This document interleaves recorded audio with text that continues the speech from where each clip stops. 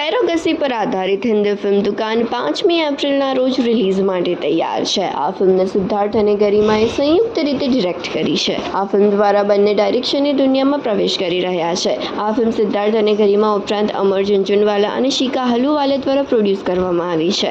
રામલીલા, કબીર સિંહ અને એનિમલ જેવી સુપરહિટ ફિલ્મોના લેખક સિદ્ધાર્થ સિંહે આ ફિલ્મનું લેખન કાર્ય સંભાળ્યું છે. ફિલ્મનું ટ્રેલર રિલીઝ થઈ ચૂક્યું છે અને દર્શકો તેને પસંદ પણ કરી રહ્યા છે. વિવિધ સત્ય ઘટનાઓ પર આધારિત અને અલગ વિષયવસ્તુ ધરાવતી આ ફિલ્મ લોકોને જરૂરથી પસંદ પડશે.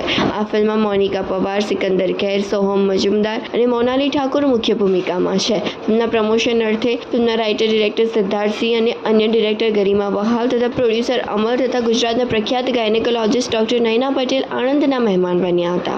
वेल कुछ भी सरोगेसी पे हो तो एक अवेयरनेस बनती है. अभी भी अवेयरनेस कम है, लोग कम इसको एक्सेप्ट करते हैं या क्रिटिसाइज करते हैं, समझ नहीं है. तो आई ऑलवेज फील कि ऐसी फिल्म आने से अवेयरनेस तो बढ़ेगी, लोगों को समझ पड़ेगी कि ये भी एक तरीका है जिसको बच्चा नहीं होता, ये कोई ख़राब चीज़ नहीं है.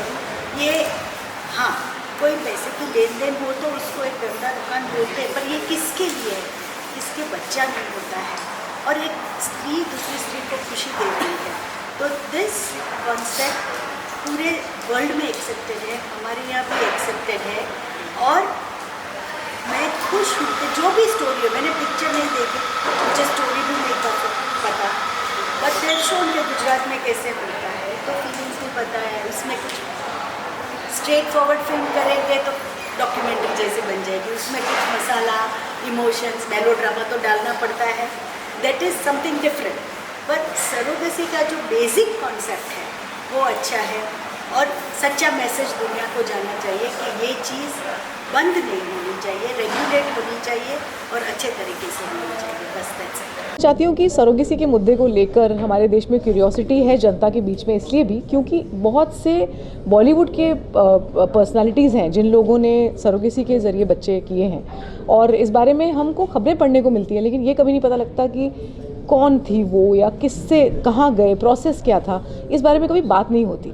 तो हमारी फिल्म दुकान के ज़रिए हम बस ये कहते हैं कि एक्नॉलेजमेंट ज़रूरी है, सरोगेट को बस उनको मान्यता देनी ज़रूरी है कि हाँ वो एग्जिस्ट करती है, ये दुकान कहना चाहती है.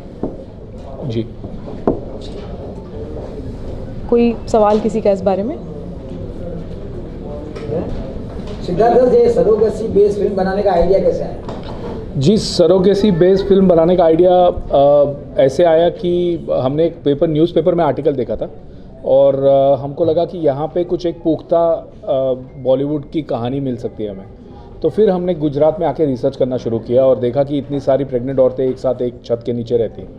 तो फिर हमने करते रहे रिसर्च और कहानी बनती गई और उस तरह से हमने फिर फिल्म बना दी. जी, गुजरात इसलिए सेलेक्ट किया क्योंकि गुजरात में आणंद में ये सच में होता है और जब भी कहीं पर सच में कुछ होता है उस जगह की कहानी बताने में अलग मज़ा आता है. बल्कि हमने शूटिंग भी गुजरात में ही की इसीलिए कि हम बिल्कुल उसके पास ही रहें, उस जगह के वो माहौल अपने एक्टर्स को दे सकें, वहाँ की पूरी जो खुशबू है वो हम लोग लेकर आ सकें फिल्म के अंदर. तो इसलिए गुजरात को सिलेक्ट किया हम लोगों ने. मतलब गुजरात ये भी वजह है कि वो सरोगेसी कैपिटल था इंडिया का. हाँ. तो सरोगेसी इंडिया में यहाँ से ही शुरू हुई है.